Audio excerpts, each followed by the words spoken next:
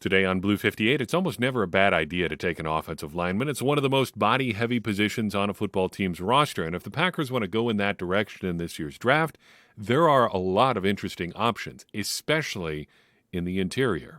Blue 58! Hello and welcome to another episode of Blue 58, the one and only podcast of thepowersweep.com. I am your host, John Meerdink, happy to be with you here for another episode. Don't look now, folks. The draft is only about 2.5 weeks away. We are almost there, and we are coming right down to our final position groups. I initially wanted to split interior and, offensive tackles into two separate podcasts, but because of the way things have shaken out over the past few weeks, it looks like it's not going to end up working out that way. So we're going to cover offensive linemen just as a whole here today, just as many of them as we can get to. I think there are a lot of really intriguing options in this year's draft class. But before we get to that, I'd like to talk a little bit about the methodology we use to get to the offensive lineman I want to talk about, as well as offensive linemen in general. We had a great question recently in our Discord server. I did not write down who it was from, but basically the question boils down to how do you think about the difference between offensive tackles and interior offensive linemen? I think, to torture a metaphor a little bit, the best way to think about the difference between offensive tackles and interior offensive linemen is to think about them like fighters. Maybe this is just because I recently read a lot of work by the great sports writer W.C. Hines, who covered a lot of boxing.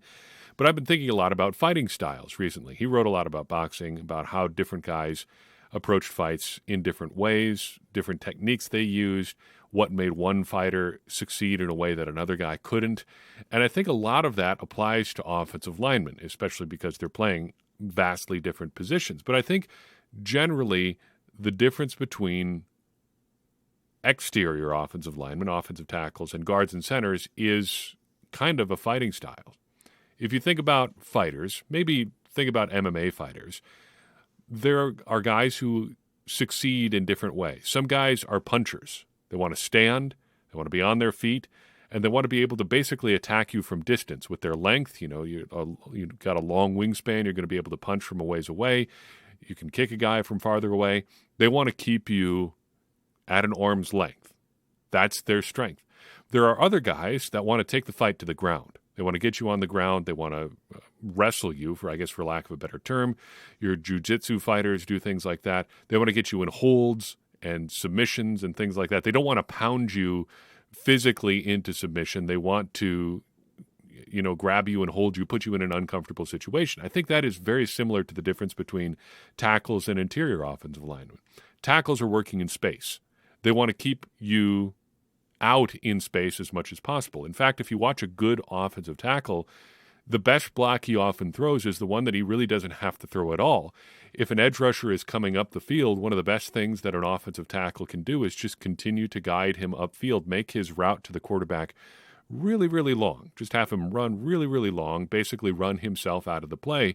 And often he's not really touching the guy at all. He just sort of lightly taps him up the field, makes him sort of take a long route away because the edge rusher often doesn't want the tackle to get his hands on him. He doesn't want to have a whole lot of contact there. And if he does initiate contact, the offensive lineman, it's about controlling a guy in space. There are a lot more ways to get around an offensive tackle than there are to get around a guard because there's just fewer bodies to contend with on the outside. But with your guards, a lot of times you see them described as brawlers, and I think that's a good way of looking at it. Guards want to get up close with you. They want to fight you in space. They want to put their helmet on your helmet, control you as closely and as physically as they can. You often will hear guys who are making the switch from tackle to guard being described as being put in a phone booth. There's less to think about when you're on the inside. There are not as many what you would call a two-way go. A guy can't go inside you as easily because there's more help there, and it's going to take you away from a lot of plays. It's a close quarters sort of combat situation. That, I think, is the broadest strokes analogy of the difference between playing on the outside and playing inside. It amounts to different fighting styles. So how do the Packers identify those guys? If you've been paying attention at all on Packers Internet over the past we're going on 10 years now for stuff like this. The Packers have pretty well-defined thresholds that they look for in their offensive linemen. It's basically across the board kind of stuff. The Packers, as we've covered ad nauseum on this podcast, love to take offensive tackles and turn them into guards and centers because they like the movement skills more than what you do with them at the college level. So the Packers are looking for how their offensive line prospects move. How do they measure those movements? 3 ways. Generally, they want you to have a 10-yard split in the 40-yard dash of 1.8 seconds or less. They want you to run the short shuttle in 4.75 seconds or less, and they want you to run your 3-cone in under 7.7 seconds. That's basically it. That's what the Packers are looking for. They like guys that could be on that tackle-to-guard pipeline. Increasingly, I think they've moved away from just focusing on tackles. They have brought in some guys who are more strictly guards and centers in college. Josh Myers is one. Jake Hansen, I think, is another. As much as we've ragged on Jake Hansen in the past on this podcast, I think the way that the Packers coaching staff talks about him is instructive. They've always liked his center background. They like that he has the versatility to go out to guard. It's very similar to how they talk about Josh Myers, who is kind of the same sort of skill set, a much bigger, I think, more physical prospect than Hansen, but still the same sort of archetype there, a guy who plays inside and has some versatility between center and guard. The Packers aren't looking strictly for those tackles who can play guard too, though they certainly, I think, still are interested in guys like that. John Runyon, for instance, is a good example of that sort of thinking still playing out with the Packers. But generally speaking, they want guys who can move in that particular way. They don't really care about where you played in college. They'll try to just find a place for you on the offensive line. And I think that is the ultimate takeaway here. They want guys that can move well, and then they'll find a place for you from there. They've done some truly mad scientist type stuff as long as Adam Stenavich has been their guy coaching the offensive line. They're willing to put just about anyone, anywhere on any given Sunday. They will remake their offensive line at the drop of a hat, move one guy from left tackle to right guard, another guy from right guard to left guard. Maybe your right tackle hasn't been there all season long, but he's been on the left side. Suddenly you need him to play right tackle, and they'll shoot him over there, and they'll make the best out of it. They'll try to do just about anything they can to get their best 5 guys on the field, figuring that if you have the movement skills that they look for, you can probably succeed doing what they want their offensive line to do. As far as guys who hit those thresholds in this draft, I've only had time to really look at the guys who hit all 3. There are 2 other guys at the very least that I want to take a look at who only hit a couple of them, but we're going to start with the guys who hit all 3 of the thresholds and talk through them pretty quickly. I will say right up front, as a guy who admits openly that a lot of the draft stuff that I do, this is not my strongest suit in terms of creating podcast stuff for you. Offensive line takes that to an entirely different level. I think you can look at this threshold stuff and athleticism and things like that, but it gets murky beyond that a lot quicker than it does with some of these other positions. A lot of positions you can look pretty reliably at numbers and see guys that are going to succeed at the next level. This, not so much. So I've got a mixture for whatever you think it's worth of guys that are both interior linemen and tackles who meet the thresholds that the Packers are looking for. I just want to talk about them. The first guy off the board that hits all 3 thresholds is Cody Mauch out of North Dakota State. He's 54th on the consensus mock draft big board. 6'5", 302 pounds. Again, out of North Dakota State, an interior offensive line guy. 9.33 relative athletic score. He played almost exclusively at left tackle as a senior. Has some experience at right tackle. Played 103 snaps there in 2020, but projects primarily as a guard prospect in the NFL. Primarily because I think he's a little bit on the stubbier side in terms of like arm length and just overall length relative to his height. He's been a long-time contributor at NDSU, first arrived there in 2017, actually spent a bit of time moonlighting as a tight end and won just about every award you can imagine at the level of football at which he played. What I love about him is that he looks like a hockey player. Big, long hair, missing a couple teeth up front, but projects as a very solid lineman just about everywhere you look. He is Dane Brugler's 4th-ranked guard in his annual Beast that he put out, and that came out on Monday. Hope you've enjoyed getting a look at that if you are a subscriber to The Athletic or if you have acquired it through other means. No judgment here. But there's a lot of great information there, and he is Brugler's fourth-ranked offensive guard. I think he probably does look a little bit light for a tackle, but also kind of the player that the Packers would take, and they have shown that they are not afraid to take guys that are a little bit lighter and even keep them at tackle. I mean, David Bakhtiari has never been the heaviest guy in the world. Zach Tom, for a more recent example, if he's 300 pounds or if he played at 300 pounds, I have a hard time believing that this past season. They're just not afraid to take smaller tackles, keep them at tackle, or kick them inside if they need them. And Mauk is that kind of guy. I believe that he totally could fill that sort of role for the Packers. He actually graduated, putting the dumb football player trope to rest even more than it already has been. But he actually graduated in December 2021, played an entire year after graduating with a degree in agricultural and biosystems engineering. So a smart cat here. Next guy up is Luke Whippler out of Ohio State. Number 72 on the consensus mock draft big board. 6'2" and 5'8", 303 pounds. And with that sort of physical profile, you could probably guess that he is an interior guy. He is, in fact, a center, has only ever played meaningful snaps at center in college. A 9.3 relative athletic score for Mr. Whippler. Basically took over for Josh Myers after Myers left for the NFL and was drafted by the Packers, and had been groomed for that job since he arrived at Ohio State. Actually, a little bit surprising to see him out of Ohio State at this point. He had 2 full years of eligibility left, but elected to move on to the pros at this point. If you are looking for a center, and I think the Packers probably should be at least looking. Like, I don't know if they're in like buying mode as far as their center position goes, but I don't know if they could turn down any help at center either. He's probably a developmental prospect more than anything, just looking at his size right now. But I think if you want a center prospect, a guy who's been playing there for a long time at a fairly high-level program in Ohio State, in a major conference like the Big Ten, you could do a lot worse than that sort of profile. Fun fact about Whippler, his dad bought a house in Columbus after his son committed to Ohio State, and they shared it while the younger Whippler was in college.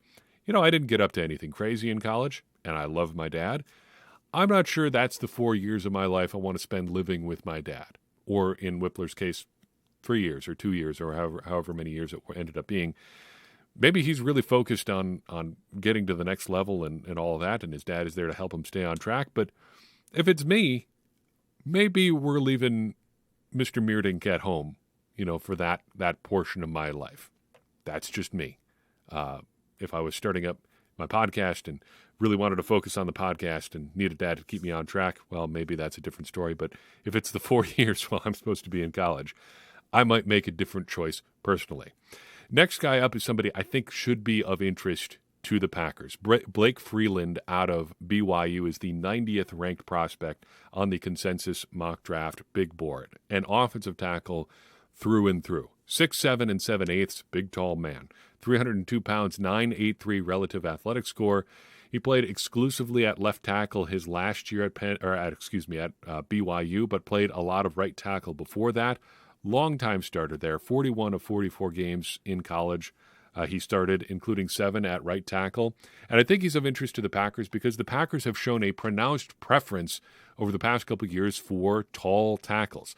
Yosh Nijman, Luke Tenuta, Caleb Jones, Rasheed Walker. They love their tall, athletic, developmental tackles. Freeland is that. If the Packers are looking at a mid-round prospect who has tackle experience that they can develop longer term, this is the sort of profile that I think they end up going for. He's not a super polished prospect, very much still a prospect, very light for his height at 302 pounds, but a very good athlete. In fact, he's been an athlete, a very, very good athlete for a long time, was a very good field athlete in track and field in high school. He holds the state javelin record for his high school, the class of high school that he was in high school, and was a state champion shot put and javelin thrower in high school as well. Has always been a good athlete. I think there's a real possibility the Packers go for somebody like this. Maybe not him specifically, but somebody like that. Continuing down our list, Chandler Zavala out of North Carolina State is number 123 on the consensus mock draft big board. We're going a little bit further down the list than we normally would because I'm looking at all the guys that meet the Packers thresholds here in the top 200 or so. Zavala, 6'3 and a half, 316 pounds, 9.49 relative athletic score, almost exclusively a left guard in college. Bit of a journey for him to get to this point in his football career. He was at Fairmont State from 2017 to 2019 before transferring to NC State, missed most of the 2021 season with a back injury.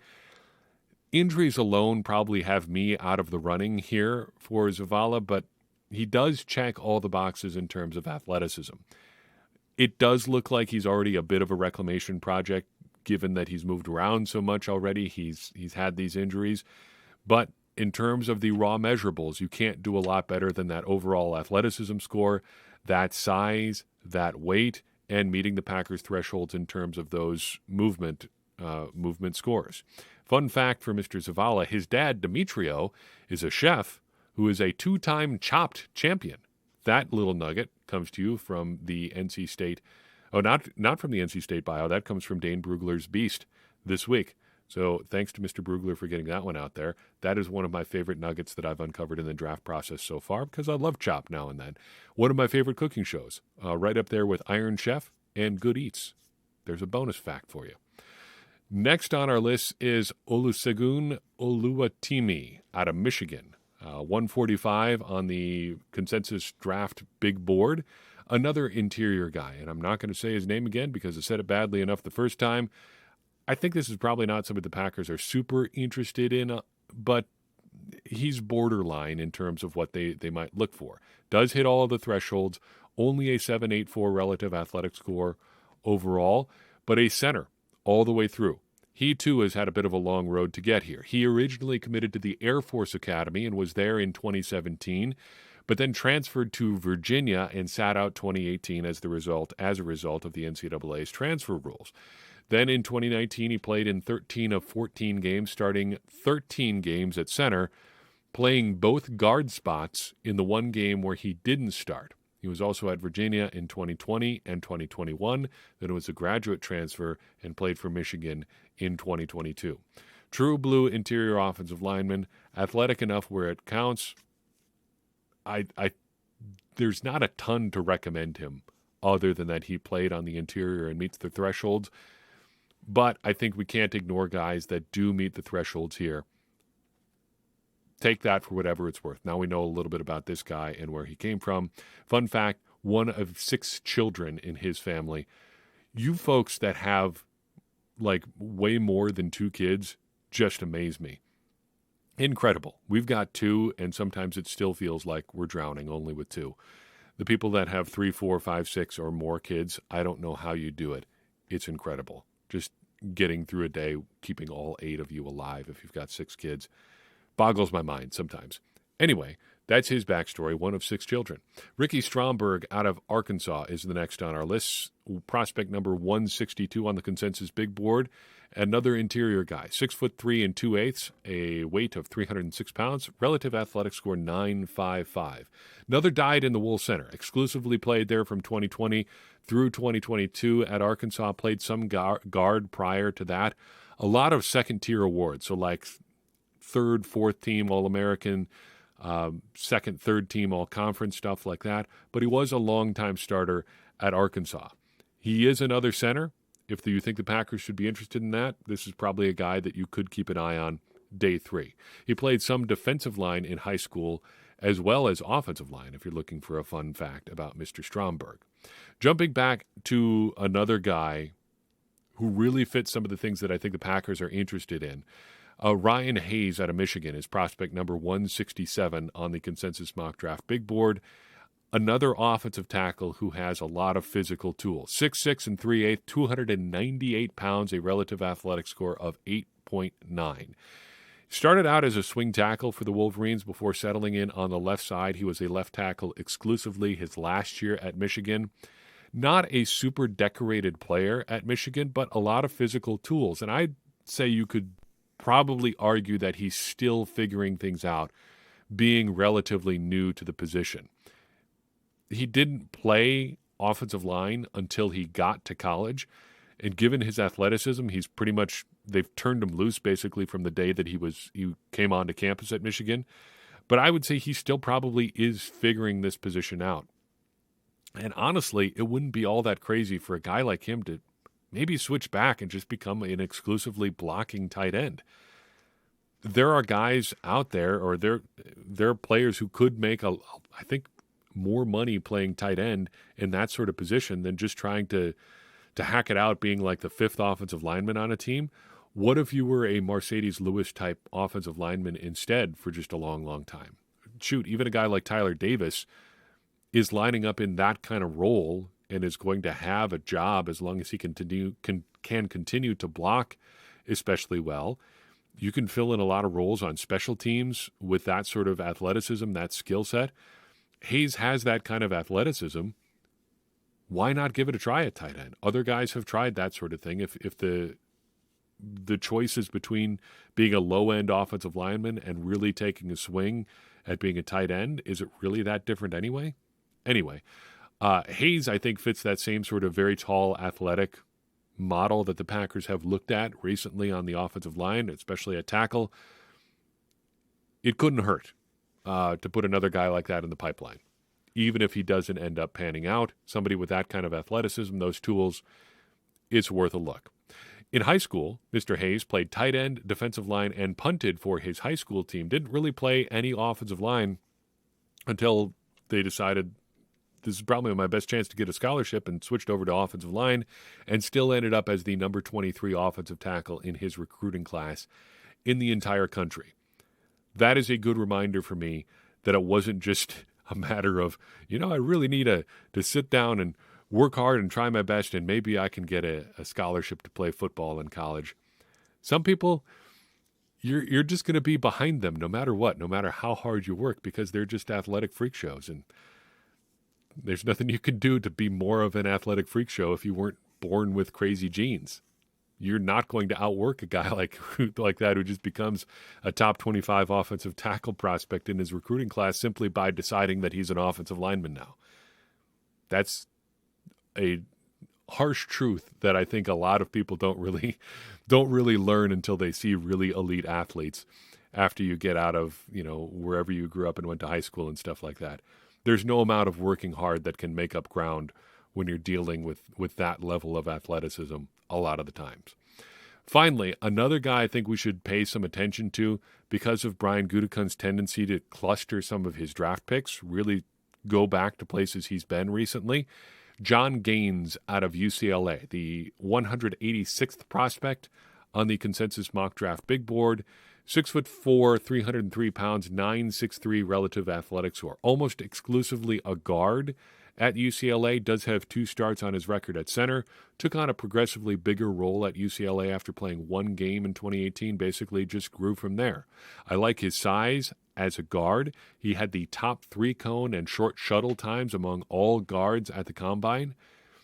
If you're looking for a guard, and I think if you look at the Packers, kind of their composition of the roster right now, there's a little bit more wiggle room on the interior offensive line than elsewhere. They're pretty well stocked for prospects at tackle, though I think they still could use somebody a little bit more polished than a couple undrafted free agents and a 7th-round pick behind their 2 starters at tackle. And even beyond that, David Bakhtiari and Yosh Nijman are probably not long for the Packers roster. Nijman is going to need a contract extension or an entirely new contract after this season if the Packers want to keep him around. And they've got a big decision to make on Bakhtiari. So unless you really think that guys like, Caleb Jones or Rasheed Walker or Luke Tenuta can really grow into something, or that Zach Tom is just going to be some super-duper answer at tackle, I think his future still is probably on the interior offensive line, maybe at center. Tackle may be a real need here, but in the short term, there's probably a little bit more room for competition on the interior line. A guy like Gaines following Sean Ryan to Green Bay may not be entirely out of the question. Now, I did mention a couple of guys who didn't hit all of the thresholds, but I think we still should pay attention to nonetheless. The first is Peter Skoronski, the offensive tackle out of Northwestern. He is the 10th prospect on the consensus mock draft big board. He didn't complete all of his testing. So while he does have elite athleticism numbers, it doesn't look like there was any real chance of him missing the threshold. He probably would have hit it if he did all of the testing numbers, because he still was an elite tester. Even if you look at him on film, it looks like he has pretty good movement skills.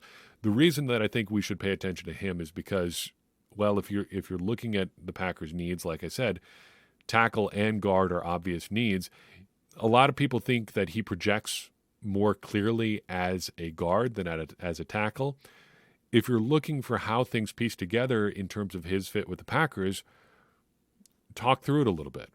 The Packers have needs at guard and tackle. Guard short-term maybe, tackle longer-term maybe.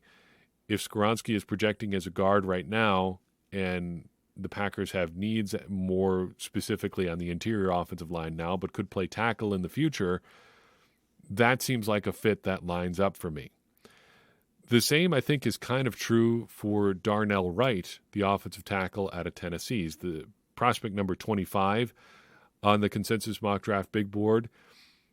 To me, he looks like the sort of guy who could hold down the right side of the offensive line at guard or tackle if the Packers decide they want to go that direction. He's a good overall athlete, big, heavy-bodied guy. Just seems like the sort of guy who could be a road grader on the right side of your offensive line for a long, long time and may be able to play inside or outside. And I think as the Packers try to solve for the future of the offensive line, a guy with that kind of skill set, or Skoronski's sort of makeup too, could be really interesting. There are a few other guys that are similar or have similar sort of traits and background and things like that. But I think Skoronski and Wright, of the guys who don't necessarily hit all the thresholds but are close, they really make the most sense to watch. And on top of that, the Packers just had Wright in for a visit this week. They've taken a real interest in some Tennessee guys this year, spent a lot of time with some prospects down at Tennessee's Pro Day, and have had a couple in for visits as well. We should be paying attention to that. I don't know how exciting it would be for the Packers to take an offensive lineman at 15, but like I said in the intro, it's almost never a bad idea to be throwing more bodies at that position. I know they've got a lot of guys on the offensive line on the roster right now. You still need more. A lot of those guys are not battle-tested. They've put some time into developing them. That's true. But adding more blue-chip talent on the offensive line is almost never going to backfire on you. You're never going to be sitting there in late October, early November saying, gosh, you know what we just have is too many good offensive linemen. Just what are we going to do with all these guys? Is there a way that you can play 7 offensive linemen at a time? Because we just have, what our real problem is, we just have too much offensive line depth. No team in the NFL is saying that. The Packers' offensive line, construction wasn't all that different last September than it is right now, and they had enormous problems with depth through September and October. It was a huge problem on a week-in, week-out basis. They didn't know who was going to be healthy, and that was with, 7, 8, 9 guys that they liked in the building. Your offensive line depth can just go so fast, even if you've got 11 guys on your roster right now that you really like on the offensive line. It would be hard to turn down an opportunity to add somebody you really think is a starting caliber offensive lineman. Is it their biggest need? No, it's not. But they shouldn't turn down a chance to add to their offensive line just because of how your offensive line can affect so many other things. If you're trying to make Jordan Love's life easier in his first year as a starter, you could do a lot worse than putting a solid offensive line in front of him. And it may not even be this year. Maybe it's 2024. Maybe it's 2025. Building your offensive line, what year out? 2 years out? 3 years out? That is a worthwhile investment because it's going to make so many other things easier for you. I know that an offensive lineman at 15 might be a little bit of a disappointment. It's certainly not the most exciting pick. But if you get a guy who can contribute for a long time, that's a lot less to worry about for your football team as a whole. And I think if the Packers are looking to beef up the interior of their line, there's a lot of really good options in this draft too. It seems like a solid offensive line class. Maybe not, maybe there's a drop off after some of the really high end guys. But beyond that, it seems like there's a fairly deep pool of guys that you could get some really good value out of. And I think that's a good position for the Packers to be in as they look to add talent throughout their roster. Because even if you're not looking for a starter, even if you don't draft a guy at 15 that you think is going to start right away, if maybe you're taking an offensive lineman in the 3rd round or the 4th round, let's not forget that the overall talent level on the Packers roster was a big problem last year. Yeah, Aaron Rodgers didn't necessarily play well. Yeah, there were a lot of injuries in the early part of the season, and guys like Christian Watson came along fairly slowly. There were issues with the defense, that's true. But the overall talent level was lower than it was in 2021 or 2020 or even 2019 for that matter. This is probably the least talented team in 2022 of the Matt LaFleur era. And they went out there and, well, we saw the result of what happens when you have a less talented team. You go 8-9 and miss the playoffs. Your margin of error just shrinks all that much more. So if you're looking to increase the overall talent level on your team, it's really hard, I think, to make a case for ignoring the offensive line. And if we want to, make our first real prediction of the 2023 calendar year, I will say that I would predict the Packers are going to draft an offensive lineman at some point in this year's NFL draft. We can put that down in writing right now. I think it's going to happen. At some point, they will take an offensive lineman. That's really not going all that far out on a limb, and I don't think we should be surprised when it does happen, because the Packers need to be injecting more talent into every part of their roster, not just for this year, but for the future as well. That's all I've got for you in this episode of Blue 58. I appreciate you tuning in. I would appreciate it even more if you would take a second and share this episode with someone you think would enjoy it. That's going to help more people find the show and get more people involved in this conversation that you and I are having about the Green Bay Packers, which in turn is going to help all of us, me included, become smarter Packers fans. And as I always say, smarter Packers fans are better Packers fans, and better Packers fans are what we all want to be. I'm your host, John Meerdink. We'll see you next time on Blue 58.